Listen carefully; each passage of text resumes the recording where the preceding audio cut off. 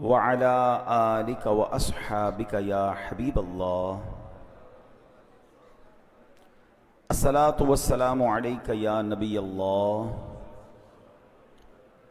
وعلى آلك وأصحابك يا نور الله نویت سنت الاعتکاف۔ پیارے پیارے اسلامی بھائیوں اور مدنی چینل کے ناظرین، جمعہ کا دن ہے اور ہر جمعے الحمدللہ جامع مسجد فیضان غوث اعظم میں جمعہ کی نماز سے پہلے ہم حاضر ہوتے ہیں۔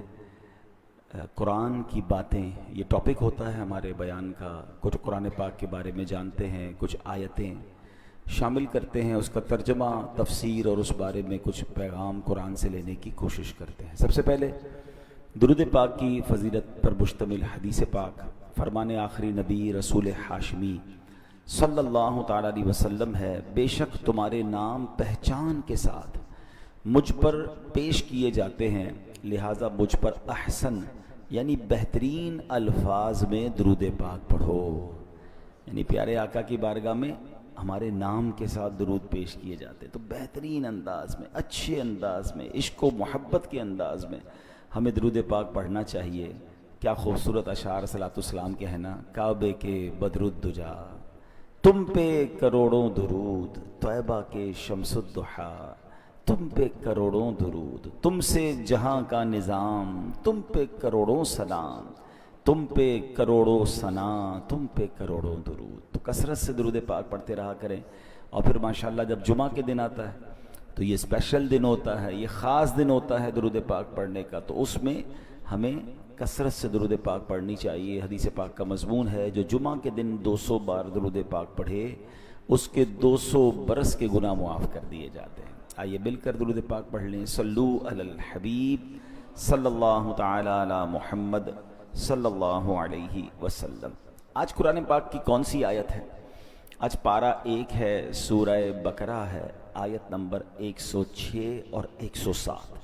آج 2 آیتوں کی ہم تلاوت بھی سنیں گے، ترجمہ بھی سنیں گے، اور پھر اس سے ملنے والا پیغام۔ بسم اللہ الرحمن الرحیم۔ ما ننسخ من آیت او ننسها نأتی بخیر منها او مثلها الم تعلم ان اللہ علی کل شیء قدیر الم تعلم ان اللہ لہ ملک السماوات والارض وما لکم من دون اللہ من ولی ولا نصیر۔ آسان ترجمہ قرآن کنز العرفان۔ جب ہم کوئی آیت منسوخ کرتے ہیں یا لوگوں کو بلا دیتے ہیں تو اس سے بہتر یا اس جیسی اور آیت لے آتے ہیں۔ اے مخاطب، کیا تجھے معلوم نہیں کہ اللہ ہر شے پر قادر ہے؟ کیا تجھے معلوم نہیں کہ آسمانوں اور زمین کی بادشاہی اللہ ہی کے لیے ہے، اور اللہ کے مقابلے میں تمہارا نہ کوئی حمایتی ہے اور نہ ہی مددگار۔ آیت نمبر 106 107 پارہ نمبر 1 کی ہم نے تلاوت سنی ہے اور اس کا ترجمہ سنا۔ اب ان 2 آیات میں ایک بڑا اہم، بہت اہم مسئلہ بیان ہوا ہے، ویری امپورٹنٹ ٹاپک، جسے مسئلہ نسخ کہا جاتا ہے۔ یہ دراصل یہود کا ایک اعتراض تھا جس کا یہاں جواب دیا گیا ہے۔ یہود مسلمانوں کو ورگلانے کے لیے کیا کہتے تھے؟ دیکھو، محمد علیہ الصلوۃ والسلام پہلے کوئی حکم دیتے ہیں، بعد میں نیا حکم لے آتے ہیں، یعنی پچھلا کینسل ہو جاتا ہے، اب دوبارہ نیا آ جاتا ہے۔ تو اللہ پاک نے اس مقام پر یہود کے اس اعتراض کا جواب دیا ہے کہ یہ جو پچھلا حکم منسوخ ہوا، پچھلا حکم منع کر دیا گیا، نیا حکم قرآن میں آ گیا، اس کی وجہ کیا ہے؟ اور کیا خوبصورت انداز میں یہ بیان ہوا ہے۔ اب پہلے تو مسئلہ نسخ جو ہے، جس کو ناسخ و منسوخ بھی کہتے ہیں، کہ پہلے آیا بعد میں کینسل ہو گیا پھر نیا حکم آ گیا، اس کی وضاحت ذرا غور سے سن لیجئے گا، یہ آئندہ آپ کو انشاءاللہ جو ڈسٹرب کرنا چاہتے ہیں وہ ڈسٹرب نہیں کر سکیں گے۔ اب ویسے تو یہ اتنا اہم ٹاپک ہے جو ہر بندے کے لیے آسانی سے سمجھنا مشکل ہے، کیونکہ یہ درس و تدریس کے ذریعے، یہ علم اور علماء کے ذریعے ایک لمبی بحث ہے، اور اسی کی وجہ سے بعض ملحدین، اسلام دشمن لوگ سوشل میڈیا پر آ کر بھی بکواس کرتے ہیں کہ جناب دیکھیں پہلے قرآن نے کیا حکم دیا، بعد میں حکم تبدیل ہو گیا ہے، معاذ اللہ۔ تو یہ اعتراض کرتے ہیں۔ تو اب 2-3 ایگزامپل کے ذریعے، دنیاوی ایگزامپل کے ذریعے، آسان مثالوں سے اس مسئلے کو سمجھ لیں جو ہم دنیا میں بھی پریکٹس کرتے ہیں۔ مثال کے طور پہ کہ بچہ پیدا ہوتا ہے، جب بچہ پیدا ہوتا ہے تو ایک خاص مدت تک اسے صرف ماں کا دودھ ہی پلایا جاتا ہے، اور کچھ نہیں کھلایا جاتا. ایک وقت آتا ہے پھر اسے کچھ ہلکی ہلکی ٹھوس غذا دینا شروع کی جاتی ہے. لکوڈ ہوتا ہے مگر تھوڑا گاڑھا لکوڈ ہوتا ہے. اور پھر ایک وقت آتا ہے کہ ماں اپنا دودھ چھڑا دیتی ہے اور پھر اسے نرم غذا, تھوڑے عرصے بعد پھر روٹی بھی کھانے لگتا ہے. وہ جتنا بڑا ہوتا جاتا ہے اس کی غذا ٹھوس ہوتی جاتی ہے, سالڈ ہوتی جاتی ہے. تو اب مجھے بتائیے کہ کیا اس وقت ماں کا دودھ دینا غلط تھا؟ کوئی بے وقوفی کہے گا نا کہ جناب پھر ماں کا دودھ کیوں دیا تھا, اگر اس کو آخر میں روٹی کھلانی تھی تو ماں کا دودھ نہیں دینا تھا. بھائی اس وقت ماں کے دودھ کی ضرورت تھی. گریجولی وہ بڑا ہوا تو نرم غذا پر آیا, اب گریجولی بڑا ہوا تو پراپر کھانے لگ گیا. اس وقت کی ضرورت وہ تھی, اس کے بعد ضرورت بدلتی گئی, بچہ اسٹرانگ ہوتا گیا, اس کی غذا بھی اسٹرانگ ہوتی گئی. بات سمجھ آ رہی ہے؟ ایک اور ایگزامپل سے سمجھیے. ہم ڈاکٹر کے پاس جاتے ہیں, ڈاکٹر ہماری طبیعت دیکھ کر کوئی دوائی دیتا ہے, کہتا ہے ایک ہفتے بعد دوبارہ آنا. ہم ہفتے بعد جاتے ہیں, کہتا ہے اب یہ دوائی بند کر دو, اب یہ دوائی شروع کر دو. تو کوئی بیوقوف آدمی کہتا ہے ڈاکٹر صاحب وہ دوائی پھر کیوں دی تھی, آپ نے پھر غلط تھا آپ کا فارمولا. بھائی ڈاکٹر کو پتا ہے کہ ابھی بیماری ایسی ہے کہ اینٹی بائیوٹک دینی ہے, ایک ہفتے بعد ابھی نارمل کی پوزیشن میں آ رہا ہے تو اینٹی بائیوٹک ختم, اب اور کوئی دوائی دینی ہے. ڈاکٹر جانتا ہے نا کہ ہم جانتے ہیں. اچھا ڈاکٹر پر اعتراض نہیں ہے, بلکہ کہتے ہیں ڈاکٹر صاحب بہت اچھا ہے. اچھا بعض اوقات کہتے بھی ہیں جتنی بھی دوائیں پڑی ختم, اب یہ نہیں کھائیں گے آپ, اب دوسری کھائیں گے, کیونکہ جو ٹارگٹ اچیو کرنا تھا, جو ہماری طبیعت میں بدلاؤ لانا تھا, وہ ڈاکٹر نے 4-5-6 دن میں حاصل کر لیا. ٹھیک ہے نا؟ تو اب یہ جراثیم وہ ختم ہو گئے, بیکٹیریا ختم ہو گئے, اب وہ کسی اور طرف ہمیں لے جاتے ہیں. اللہ اکبر, جب ڈاکٹر کی بات سمجھ آ رہی ہے. اچھا اس کی بہت ساری مثالیں دی جا سکتی ہیں, لیکن میں صرف 2 ایگزامپل کے ذریعے سمجھائی جو ہم سب ایکسپیرینس کرتے ہیں. ہم سب بچے تھے, چھوٹے تھے, ہماری غذا اور تھی, بڑے ہوئے ہماری غذا بدلی. ہمارے بچے ہوتے تو ان کی غذا بچپن میں کچھ اور ہے, آگے جا کے کچھ اور ہے. تو اس وقت اس غذا کی ضرورت بھی صحیح فیصلہ تھا, بعد میں غذا کا امپروو کرنا بھی صحیح فیصلہ ہے. اس وقت اس دوائی کا ڈاکٹر کا فیصلہ بھی ٹھیک تھا, بعد میں اس دوائی یا اس فارمولے یا اس کورس کو ختم کر کے دوسرا کورس شروع کرنا بھی ڈاکٹر کا عموماً صحیح فیصلہ ہوتا ہے. تو اب میرے پیارے اسلامی بھائیوں, اب یاد رکھیے کہ رب کریم سبحان اللہ اب یہاں مثال سمجھانے کے لیے دی ہے. یہ ناسخ و منسوخ کی رب کی مرضی, وہ مالک خالق, اس کی مرضی کون سا حکم پہلے عطا فرمائے بعد میں اسے منع فرما دے. اب اس میں رب عز و جل جو ہے سبحان اللہ وہ بہت حکمت والا ہے, وہ نہایت حکمت اس کی جو ہے وہ نہایت کامل و اکمل ہے. اس نے خاص حکمت کے تحت ہمیں ایک حکم دیا, اور اللہ اپنی حکمت کے ذریعے جانتا ہے کہ میرے بندے اس حکم پر 2 سال عمل کریں گے, جو تبدیلی ان کے اندر چاہیے وہ 2 سال میں آ جائے گی. جب 2 سال مکمل ہو گئے تو رب کریم نے وہ حکم منسوخ فرما دیا, کینسل ہو گیا, نیا حکم آ گیا. اسی کو نسخ کہتے ہیں. اس میں ہمارے لحاظ سے تو حکم تبدیل ہوا, لیکن حقیقت یہ ہے کہ جب نیا حکم آیا تو پتا چلا وہ پرانا حکم 2 سال کے لیے ہی تھا. اس کو 2 سال ہی رب کی مشیت تھی, 1 سال ہی تھا. تو اے میرے پیارے اسلامی بھائیوں, یہ میں نے ایک ایگزامپل کے ذریعے سمجھانے کی کوشش کی ہے, ورنہ ناسخ و منسوخ کا جو علم ہے یہ علماء اس پر پوری ڈیبیٹ کرتے ہیں. یہ سمجھیے پوری ایک سائنس ہے جس کو سمجھنے کے لیے بہت وقت چاہیے. اب آتے ہیں جو بندہ درس و تدریس سے وابستہ ہو, جو قرآن کا درس دیتا ہو نا, اس کے لیے ایک لازمی چیز یہ ہے کہ وہ مسئلہ نسخ کو اچھی طریقے سے سمجھتا ہو کہ کون سی آیت پہلے نازل ہوئی, ٹھیک ہے, کون سی بعد میں نازل ہوئی, کس حکم کو منسوخ کر دیا گیا, کون سا حکم ابھی باقی ہے. یہ تفصیلات معلوم ہونی چاہیے, ورنہ بعض اوقات بندہ اس آیت پر بحث کر رہا ہوتا ہے, بیان کر رہا ہوتا ہے, سوشل میڈیا پہ کلپ بنا رہا ہوتا ہے جو پہلے ہی منسوخ ہو چکی ہے. تو یہ ہر بندے سے علم دین نہیں سیکھنا چاہیے جو اس نالج کا ماہر ہو. قرآن کو بیان کرنا ہر بندے کا کام نہیں ہے. اب دیکھیے الحمدللہ ہمارے پاس, آپ نے دیکھا ہوگا میں جب بھی جمعے کا بیان کرتا ہوں یا ہمارے امام صاحبان کرتے ہیں, وہ لکھا ہوا بیان ہوتا ہے. اگر ہم مفسر قرآن نہیں ہیں تو ہم پر اب یہ لازم ہے کہ مفسر قرآن اور صحیح العقیدہ مفتی نے جو لکھ کر دیا وہ بیان کریں. اپنی طرف سے جناب قرآن پاک کی کوئی بھی آیت کھولی اور ترجمہ تفسیر کرنا شروع کر دی, یہ تو بندے کو ہلاک کر دیں گے. اب آپ میں سے کسی کے ذہن میں سوال آئے گا, کیا اس کا مطلب قرآن کو کوئی بیان کرے گا اور ہلاکت ہوگی؟ اب غور سے سنیے جو میں بتانے جا رہا ہوں. مولا علی شیر خدا کرم اللہ تعالی وجہ الکریم, ان کے علم کا عالم کیا ہے, ان کے علم کی تو مطلب اس کی دلیل دینے کی ضرورت نہیں. نبی پاک کا یہ جملہ ہی کافی ہے کہ میں علم کا شہر ہوں اور علی اس کا دروازہ ہے. آپ کیسے عالم تھے نا, سنیں مولا علی کا کیا زبردست مائنڈ سیٹ تھا. آپ مسجد میں آئے, دیکھا ایک شخص بیان کر رہا ہے, آپ اس کے پاس گئے, کیا تم قرآن کے ناسخ و منسوخ کو سمجھتے ہو؟ تو عرض کیا حضور میں تو نہیں جانتا اس کے بارے میں. تو آپ نے اس بندے کو مسجد سے ہی باہر نکال دیا. مولا علی نے اس بیان کرنے والے کو مسجد سے باہر نکالا اور کیا فرمایا؟ ہلکتا و اہلکتا، یعنی تو خود بھی ہلاک ہوا اور تو نے دوسروں کو بھی ہلاکت میں ڈال دیا۔ یعنی یہ اٹس ناٹ، مطلب کوئی گیم نہیں ہے، یہ کوئی آسان بات نہیں ہے۔ یہ قرآن پاک میں وہ احکام موجود ہیں جو منسوخ ہو گئے ہیں، اور قرآن پاک میں وہ احکام بھی موجود ہیں جو بعد میں آئے ہیں۔ وہ منسوخ ہونا بھی رب کی اعلیٰ شان اور حکمت کی وجہ سے، اور اب نیا جو آرڈر آیا وہ اس وقت کی ضرورت کے لحاظ سے، تو یہ ہمیں پتہ ہونا چاہیے۔ تو بہرحال میرے پیارے اسلامی بھائیو، اب ہم آتے ہیں اس آیت کی طرف جو آج بیان میں شروع میں ہم نے سنی۔ اللہ کریم قرآن پاک میں فرماتا ہے ما ننسخ من آیت او ننسها نأتی بخیر منها او مثلها۔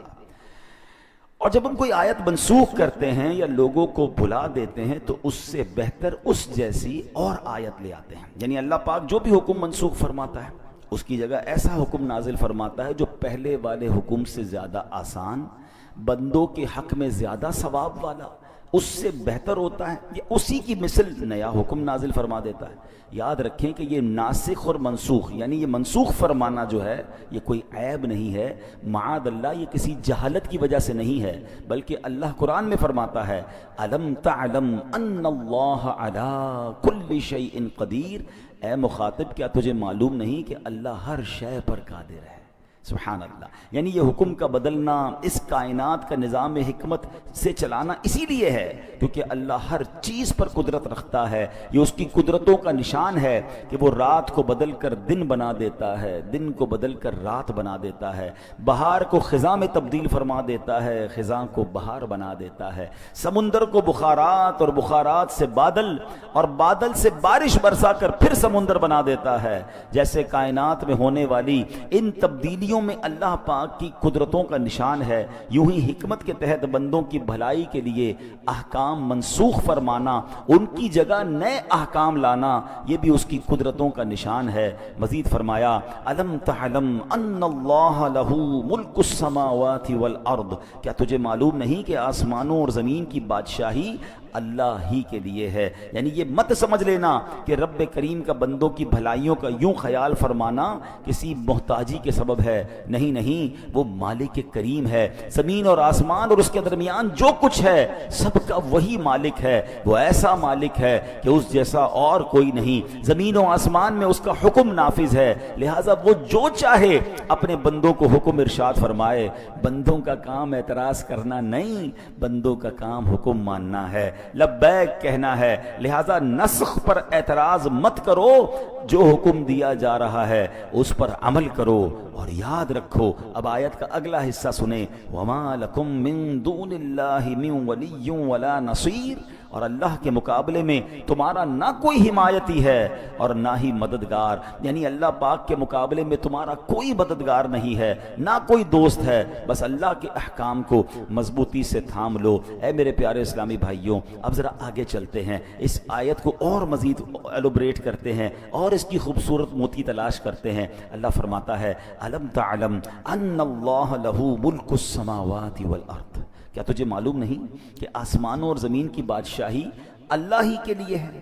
میرا بھی مالک وہ عظیم و حکیم رب ہے، آپ کا بھی مالک وہی ہے، زمین و آسمان کی ہر چیز کا وہی مالک ہے، وہی مددگار ہے، وہی کارساز ہے۔ سبحان اللہ، ہم حمد کا شعر پڑھتے ہیں نا، اللہ واحد و یکتا ہے، ایک خدا بس تنہا ہے، کوئی نہ اس کا ہمتا ہے، ایک ہی سب کی سنتا ہے، لا الہ الا اللہ آمنا برسول اللہ، وہ ہے منزہ شرکت سے، پاک سکون و حرکت سے، کام ہے اس کے حکمت سے، کرتا ہے سب قدرت سے، لا الہ الا اللہ آمنا برسول اللہ۔ اے میرے پیارے اسلامی بھائیوں، اللہ کریم کی قدرت، اللہ کریم کی اس کائنات کی وسعت کیسی ہے، اب تو سائنس بھی حیران ہے۔ ہم جب چھوٹے تھے تو ہمیں پڑھایا جاتا تھا سائنس کے جب سبجیکٹ ہوتے تھے کہ دنیا میں 8 پلینٹ ہیں، 9 پلینٹ ہیں، اچھا اس کے نام بھی ہمیں یاد تھے،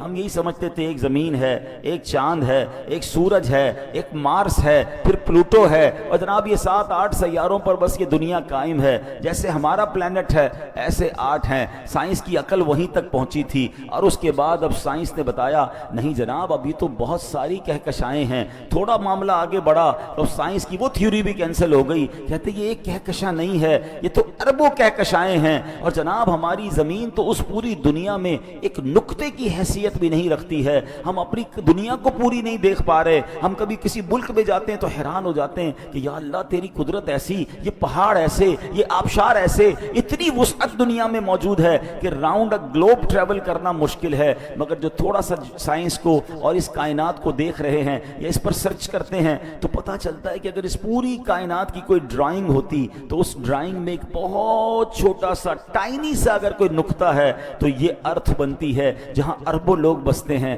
تو بتاؤ نا اس رب کی کائنات کتنی بڑی ہے، اور یہ بھی سائنس کی اب کی تحقیق ہے۔ ہو سکتا ہے 100 سال بعد کہیں جناب جتنا سوچا تھا یہ بھی ایک نقطہ ہے، یہ کائنات اس سے بھی وسیع ہے۔ اللہ اکبر۔ اب آئیے ایک حدیث سے سمجھیے گا کہ میرے رب کی کائنات کتنی بڑی ہے۔ اللہ اکبر۔ ایک جو اب آیت الکرسی میں ہم وہ پڑھتے ہیں نا، ایک بڑی خوبصورت آیت ہے وَلَا يَؤُودُهُ حِفْظُهُمَا وَهُوَ الْعَلِيُّ الْعَظِيمُ۔ ترجمہ کیا ہے؟ اور ان کی حفاظت اسے تھکا نہیں سکتی، اور وہی بلند و شان والا، عظمت والا ہے۔ یعنی اللہ کریم اس پوری کائنات کی حفاظت فرما رہا ہے، زمین کی، آسمان کی، پوری جتنی بھی گلیکسیز ہیں، فرمایا یہ حفاظت اللہ کو تھکاتی نہیں ہے۔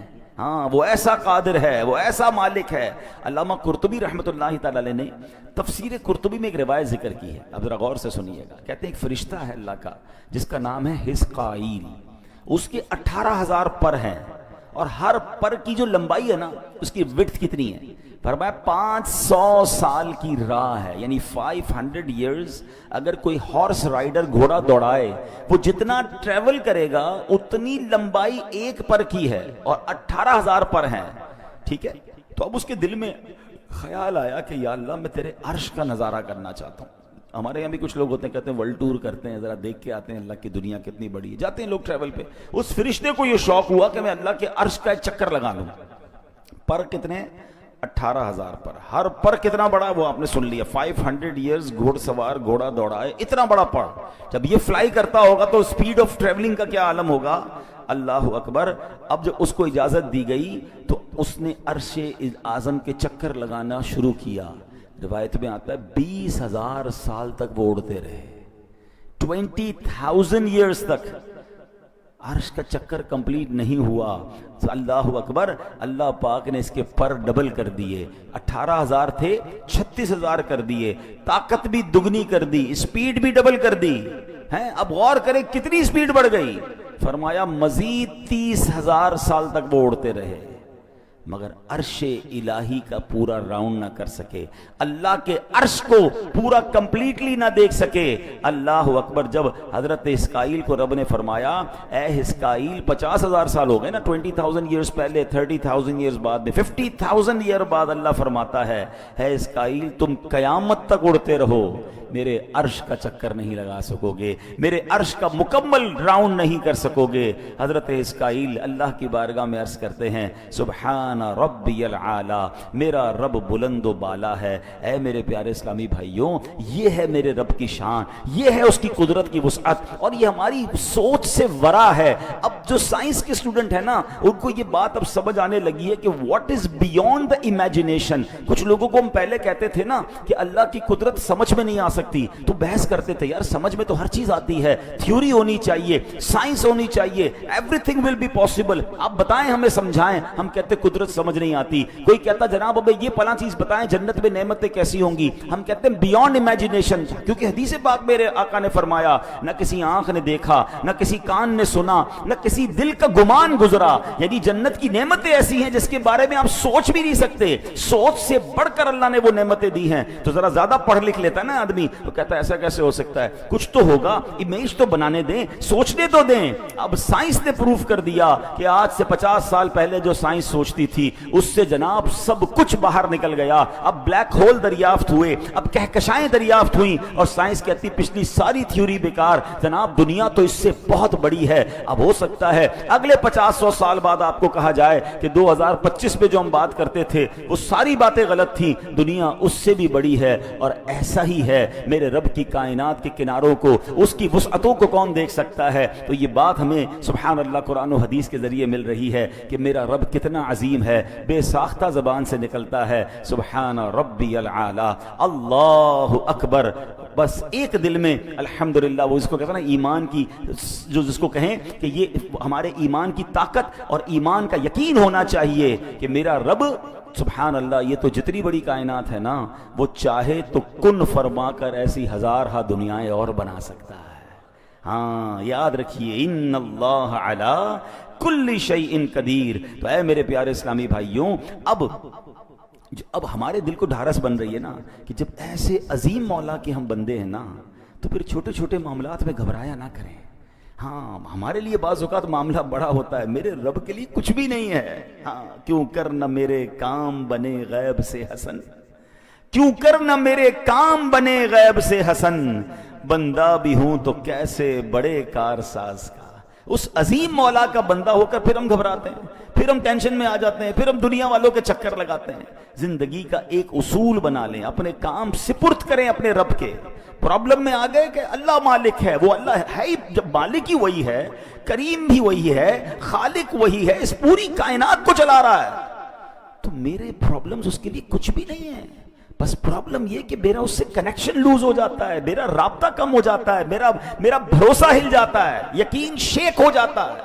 اب یقین کریں جس کا رب پر بھروسہ مضبوط ہو جائے نا, اس کے کام کیسے غیب سے بنتے ہیں. آئیے میں آپ کو ایک دو واقعات سناتا ہوں. ہو سکتا ہے یہاں, یا ہو سکتا ہے جو لائیو ہمارا بیان ہوتا ہے, کچھ لوگ پریشانی میں ہوں گے, قرضے میں ہوں گے, کسی ڈیفیکلٹی میں ہوں گے, گھبرا جاتے ہیں اور جناب بڑے پریشان ہو جاتے ہیں, ڈپریشن میں چلے جاتے ہیں. اب 2-3 باتیں سنیے گا.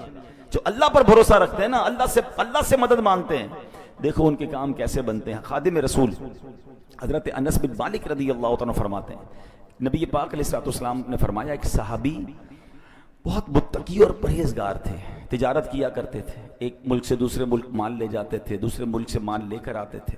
دوران تجارت سفر پر روانہ ہوئے تو ایک جنگل سے جانا گزر ہوا, تو ایک شخص آیا, اس نے جنگی لباس پہنا ہوا تھا, ہاتھ میں تلوار تھی, اور آپ کا سارا معاملہ لے لیا, سارا سامان لے لیا تجارت کا, اور کہا قتل ہونے کے لیے تیار ہو جاؤ. یہ سن کر صحابی نے کہا کہ مال تم نے لے لیا ہے, سارا مال لے لو, مجھے قتل کیوں کر رہے ہو, مجھے جانے دو. تو کہا میں تمہیں مال بھی تمہارا لوں گا اور تمہیں قتل بھی کر دوں گا. وہ جو شخص تھا, ڈاکو جو تھا, وہ بڑا ظالم تھا.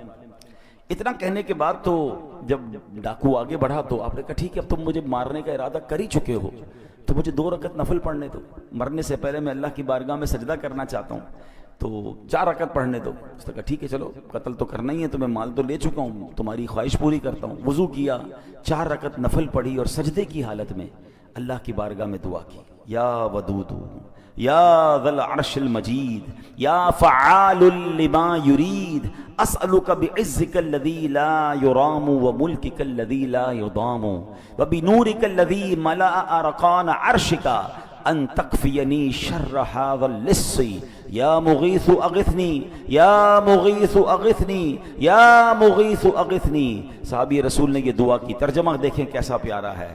اے ودود, اے عرش مجید کے مالک, اے وہ مالک, اے وہ کہ ہمیشہ جو چاہے کرنے والا ہے, تیری عزت جس کی کوئی انتہا نہیں, میں تجھے تیری اسی عزت کا واسطہ دیتا ہوں. اے ایسی بادشاہت کے مالک جس پر کوئی دباؤ نہیں ڈال سکتا, وہ نور جس سے تیرا عرش روشن ہے, میں تجھے اسی نور کا واسطہ دیتا ہوں. اے میرے پروردگار مجھے اس ڈاکو کے شر سے محفوظ فرما, اے مدد کرنے والے میری مدد فرما, اے مدد کرنے والے میری مدد فرما, اے مدد کرنے والے میری مدد فرما. صحابی رسول نے گر گڑا کر 3 بار یہ دعا پڑھی. ابھی دعا سے فارغ نہ ہوئے تھے, اچانک ایک گھڑ سوار آئے, ان کے ہاتھ میں بھی تلوار ہے. اس ڈاکو کا کام تمام کیا, اس کو جناب مار کر اب وہ واپس جانے لگے. تو اب جب وہ گھڑ سوار جو آئے تھے, صحابی رسول کہتے ہیں آپ کون ہیں, اس جنگل میں کہاں سے آ گئے؟ میری مدد کیسے کی آپ نے؟ اللہ اکبر. گھڑ سوار کہتے ہیں میں اللہ کے فرشتوں میں سے ایک فرشتہ ہوں، چوتھے آسمان سے آپ کی مدد کے لیے آیا ہوں.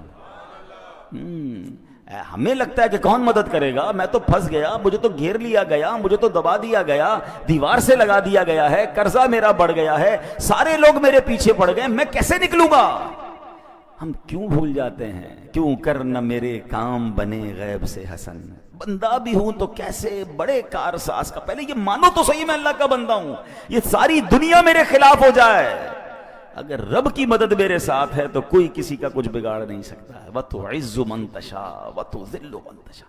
ہمارا پرابلم یہ ہے، ہم سب کے پاس جاتے ہیں، ہم رب کے پاس نہیں جاتے. اچھا یہ جو دعا ہے، چونکہ ہماری لائیو بیان جا رہا ہے تو اس دعا کو آپ انشاءاللہ اس میں سے نکال بھی لیجئے گا کہ حضرت انس بن مالک فرماتے ہیں جو شخص وضو کرے 4 رکعت پڑھ کر انہی کلمات کے ذریعے دعا کرے جن کلمات سے اس صحابی نے دعا کی تو وہ دعا بھی قبول ہو جاتی ہے. تو یہ دعا بھی آپ چاہیں تو اس کو انشاءاللہ لے لیجئے گا. اور یہ ہے اللہ سے بھروسہ کرنا اور اللہ کی بارگاہ میں دل سے پکارنا. تو اللہ کرے کہ ہمیں یہ بات سمجھ آ جائے. حجاج بن یوسف، اچھا انہی انس بن مالک کا بھی واقعہ ہے کہ یہ حجاج بن یوسف جو تھا نا بڑا ظالم بادشاہ تھا، اس کو حضرت انس بن مالک سے ایک طرح سے دشمنی تھی کہ کسی طرح ان کو پکڑ کے معاذ اللہ ان کو شہید کر دوں گا. بڑے عرصے بعد حضرت انس بن مالک کو پکڑ لیا، کہا پتہ آج میں تمہارا کیا حل کرنے والا ہوں. تو اس نے کہا کہ نہیں میں تو تمہیں قتل کر دوں گا. حضرت انس مالک کہا تم کچھ بھی نہیں کر سکتے. کہا کیوں نہیں کر سکتے؟ میں نبی پاک نے مجھے ایک دعا سکھائی ہے، میں وہ دعا پڑھ چکا ہوں، تم میرا کچھ بھی نہیں بگاڑ سکتے. وہ دعا بہت لمبی ہے مگر اس میں ایک حصہ یہ بھی ہے جو قرآن مجید میں ہے، ان ولی اللہ الذی نزل الکتاب وہو یتولی الصالحین. بے شک میرا مددگار اللہ ہے جس نے کتاب اتاری اور وہ صالحین کو مدد کرتا ہے. حضرت انس بن مالک نے یہ کہا، حجاج بن یوسف نے آپ کو چھوڑ دیا. اس کے ساتھ ہی کہتے ہیں اتنے عرصے سے انتظار کر رہے تھے کہ حضرت انس بن مالک آئیں گے، تم پکڑو گے، معاذ اللہ انہیں قتل کرو گے، تم نے ویسے ہی چھوڑ دیا. کہا جب یہ مجھ سے بات کر رہے تھے نا تو میں نے دیکھا کہ ان کے کاندھے پر 2 شیر بیٹھے ہیں، مجھے ایسا لگتا تو لپک کے مجھے چیر پھاڑ کے رکھ دیں گے، اس لیے میں نے اپنی جان بچائی اور انہیں چھوڑ دیا. تو پتہ چلا کہ رب کی مدد جب شامل حال ہوتی ہے، اللہ پر بندے کا بھروسہ ہوتا ہے، وہ دل سے رب کو پکارتا ہے تو غیب سے مدد ضرور آتی ہے. پرابلم اگین وہی ہے کہ وہ کنیکٹیوٹی، اب کسی کا سافٹ ویئر ہی اپڈیٹ نہیں ہے، کسی کا جناب کنیکشن ہی ٹھیک نہیں ہے، موبائل کے سگنل نہیں آتے تو ہم کیا کہتے ہیں یار بات پراپر نہیں ہو رہی ہے، ہمارے سگنل کمزور ہو گئے ہیں. اللہ کی بارگاہ میں جو رابطہ ریکوائرڈ ہے نا وہ ہمارا کمزور ہے. یعنی ہم میں سے کئی لوگ پتہ کیا کہتے ہیں، یار میں وظیفہ پڑھ لیتا ہوں پتہ نہیں کام ہوگا کہ نہیں ہوگا، چلو دعا کر لیتے ہیں لیکن لگتا نہیں ہوگا. آپ ابھی سے لکھ لیں نہیں ہوگا. ہاں دعا کی قبولیت کے لیے ریکوائرڈ یہی ہے کہ یقین کامل ہو کہ جس سے مانگ رہا ہوں وہ دینے والا ہے اور وہ ضرور مدد فرمائے گا. وظائف کی دنیا میں بھی جتنے وظیفے آپ نے پڑھتے ہیں یا پڑھنے کا کہا جاتا ہے، تعویذ کا بھی معاملہ یہی ہے کہ آپ کا یقین ہوگا آپ کا مسئلہ ضرور حل ہوگا. ہم نے کینسر کے مریض ٹھیک ہوتے دیکھے اور ہمارا بخار بھی نہیں جاتا، کیوں کہ ان کا یقین تھا. دعا کرنے والے کا جب یقین ہو جاتا ہے نا تو پھر اللہ اس کو اس کے گمان سے زیادہ بہتر عطا فرماتا ہے. پہلے بھی کئی بار یہ واقعہ سنا ہے لیکن چلیں آج موضوع ہے. ایک شہر میں گاؤں میں بارش نہیں ہو رہی تھی، تو جب بارش نہیں ہو رہی تھی تو لوگوں نے کہا مل کے دعا کرتے ہیں. ہزاروں لوگ جمع ہو گئے. کئی سالوں سے بارش نہیں ہوئی تھی، کھیت بھی سوکھ گئے تھے، سارے جو ہے وہ مویشی بھی پیاسے تھے. جب دعا کی تو ایک نوجوان جو چھتری لے کر آیا، سب لوگ مذاق اڑانے لگے کہ اللہ کے بندے سارے گاؤں میں کئی عرصے سے بارش نہیں ہوئی، تم چھتری لے کر آئے ہو. کہا مانگنے کس سے آیا ہوں؟ اللہ سے مانگنے، بارش تو اسی نے دینی ہے، بارش ہوگی تو کیا بھیگتے ہوئے واپس جاؤں گا؟ علماء کہتے ہیں دعا شروع ہوئی اور موسلا دھار بارش ہونا شروع ہو گئی. سارے گاؤں کے لوگ بھیگتے ہوئے جا رہے ہیں، وہ نوجوان اپنی چھتری کے سائے میں جا رہے ہیں. وہ یقین چاہیے. شاعر مشرق ڈاکٹر اقبال نے کہا نا، اگر آج بھی ہو ابراہیم سا ایمان پیدا، ایک ہی کنڈیشن چاہیے، حضرت ابراہیم جیسا ایمان مل جائے نا. اگر آج بھی ہو ابراہیم سا ایمان پیدا، آگ کر سکتی ہے انداز گلستان پیدا. آج بھی آگ باغ بنے گی، حضرت ابراہیم کے لیے بنی تھی نا، آپ کے لیے بھی بن سکتی ہے. کیسے؟ وہ والا ایمان بھی تو لائیں، وہ یقین تو لائیں نا. ایک بڑی خوبصورت بات علماء کہتے ہیں، سب کو پتا ہے کعبے کے سامنے جب جائیں جو دعا مانگے کیا ہوتا ہے؟ قبول ہوتی ہے. ٹھیک ہے، ایک تو وجہ اتنا بڑا اللہ کا گھر کعبہ، ایک اور وجہ بھی جو بڑی خوبصورت حکمت والی علماء بیان کرتے ہیں، فرماتے کعبے کو دیکھ کر جو تمہارے دل کی کیفیت بنتی ہے نا، ہر بندے آپ دیکھیں جو کعبے کو پہلی بار دیکھتا ہے آنسو نکل آتے ہیں، بندہ اپنے آپ کو بڑا حقیر فیل کرتا ہے، شرم آتی ہے، ایک عجیب رکت طاری ہو جاتی ہے۔ بڑی کمال کی بات فرمائی، کہا دعا کی قبولیت کا تعلق اس کیفیت سے ہے، وہ کیفیت تمہاری گھر میں بن جائے، تمہاری گھر میں بھی دعا قبول ہو جائے گی۔ وہ کنیکٹیوٹی ہے، کعبہ دیکھتے ہی آپ کنیکٹ ہو جاتے ہیں، کنیکٹ ہوتے ہیں دعا قبول ہو جاتی ہے۔ وہی کنیکشن اگر آپ کا یہاں ہو جائے، وہ اللہ سے تعلق، وہ رکت قلبی، وہ سوز، وہ گداز، وہ رونا، وہ گڑگڑانا، آپ دنیا میں کہیں ہیں، کعبے کے سامنے نہیں ہیں، آپ وہ کیفیت آپ پر طاری ہوئی، آپ کی دعا قبول ہو جائے گی۔ تو یہ بات سمجھنی ہے کہ میں اس رب کا بندہ ہوں جس کی کائنات وسیع، جس کی قدرت کا کوئی کنارہ نہیں، تو میرا مسئلہ اس کے لیے کچھ بھی نہیں ہے۔ اللہ مالک ہے، اللہ خالق ہے، بس یہ بھروسہ اگر دل میں ہو گیا تو اے میرے پیارے اسلامی بھائیوں معاملہ آسان ہو جائے گا۔ اب اس آیت کا آخری جز سمجھ کر بیان کو ختم کرتے ہیں۔ اللہ نے فرمایا وَمَا لَكُم مِّن دُونِ اللَّهِ مِن وَلِيٌّ وَلَا نَصِيرٌ، اللہ کے مقابلے میں تمہارا نہ کوئی حمایتی ہے اور نہ ہی مددگار۔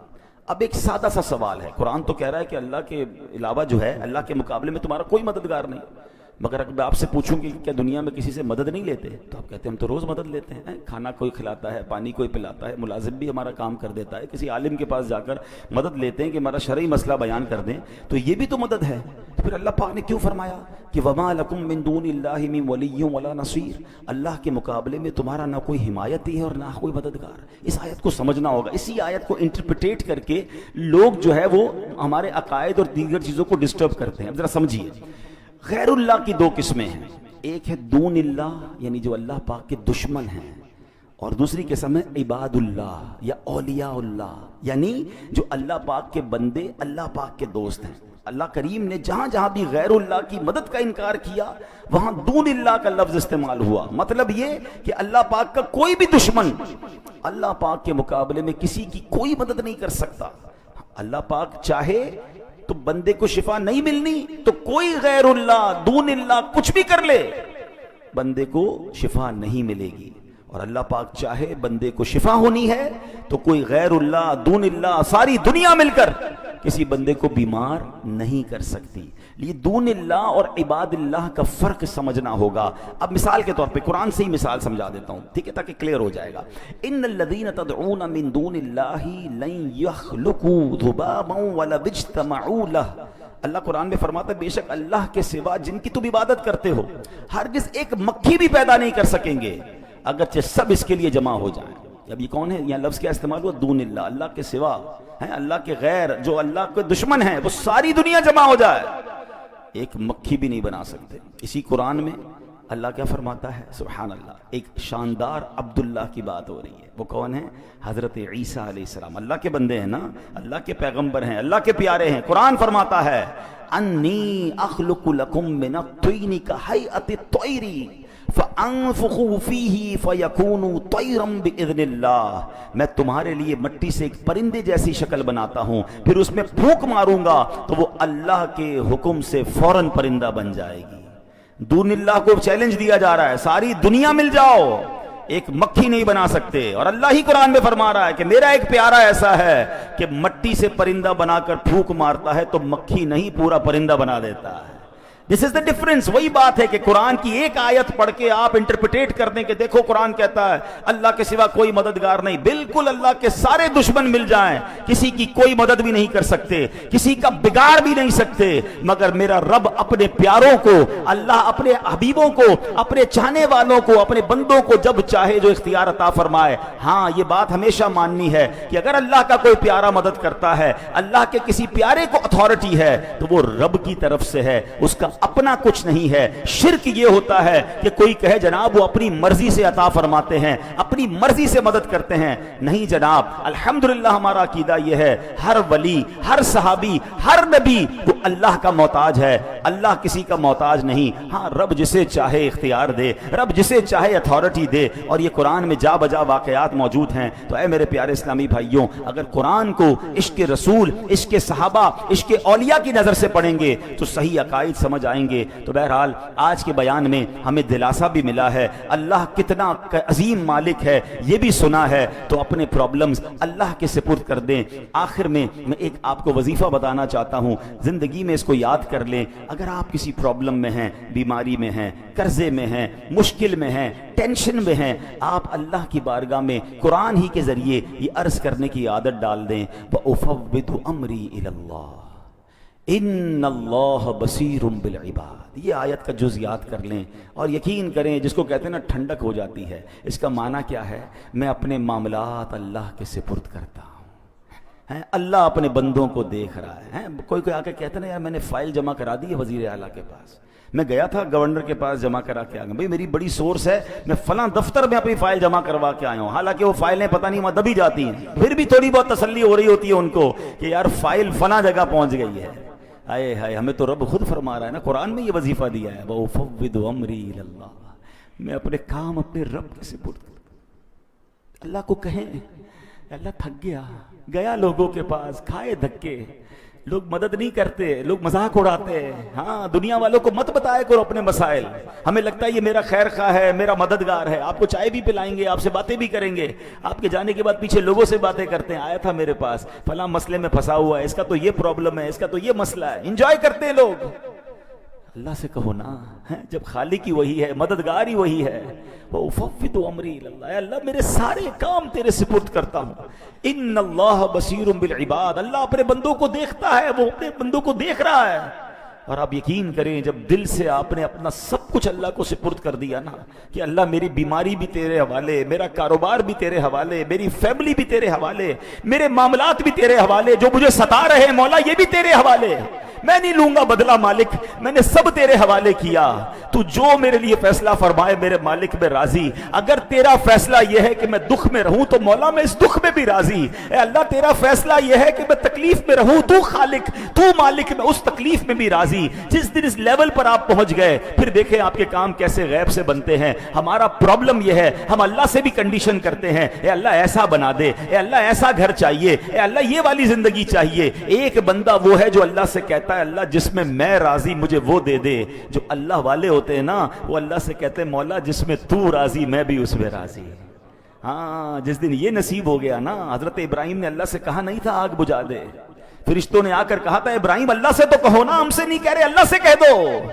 کیا شاندار جواب دیا تھا. رب دیکھ رہا ہے نا, اگر اس نے آگ سے بچانا ہوگا تو بچا لے گا. اللہ تو دیکھ رہا ہے نا, اگر جلنا نصیب میں تو میں تیار ہوں. کیا لیول تھا توکل کا. اللہ اس کا ذرہ عطا کر دے. ہم تو تھوڑی سی بات پر اللہ سے ناراض ہو جاتے ہیں, اللہ سے کمپلینیں کرنا شروع کر دیتے ہیں. ارے یار اللہ نے اگر کچھ دن تکلیف کے دکھائے ہیں, ساری زندگی سکھ کے دکھائے ہیں, کچھ دن اگر غم کے آئے ہیں, بیماری کے آئے ہیں, تو سالوں اس نے صحت مند بھی رکھا ہے. بھروسہ تو کرو نا اس پر. اللہ کی بارگاہ میں یہ کہنا سیکھ جاؤ, وَأُفَوِّضُ أَمْرِي إِلَى اللَّهِ إِنَّ اللَّهَ بَصِيرٌ بِالْعِبَادِ. اے اللہ میں اپنے سارے کام تجھے سونپتا ہوں, تو اپنے بندوں کو دیکھ رہا ہے. اے اللہ میں تیرے ہر فیصلے پر راضی ہوں, تو میرا خالق, تو میرا مالک, تو جس حال میں رکھے اس حال میں میں راضی ہوں. جس دن یہ کیفیت آپ کی بننا شروع ہوئی, آپ اپنی آنکھوں سے اپنے مسئلے انشاءاللہ حل ہوتے دیکھیں گے, رحمت الہی کا نزول ہوگا. اور اگر زندگی اسی طرح گزارنی رب نے لکھی ہے میں اس پر بھی راضی ہوں, کیونکہ رب نے یہ بھی اس کی مشیت ہے. دنیا میں جن کو تکلیفیں زیادہ, دنیا میں جن کو دکھ زیادہ, دنیا میں جن کو ٹینشن زیادہ ہوتی ہے, اللہ پھر انہیں آخرت کی نعمتیں بہت زبردست طریقے سے نوازتا ہے. تو میرا رب جس میں راضی میں بھی اس میں راضی. اللہ یہ یقین مجھے بھی نصیب فرمائے, آپ کو بھی نصیب فرمائے. آمین بجاہ النبی الامین صلی اللہ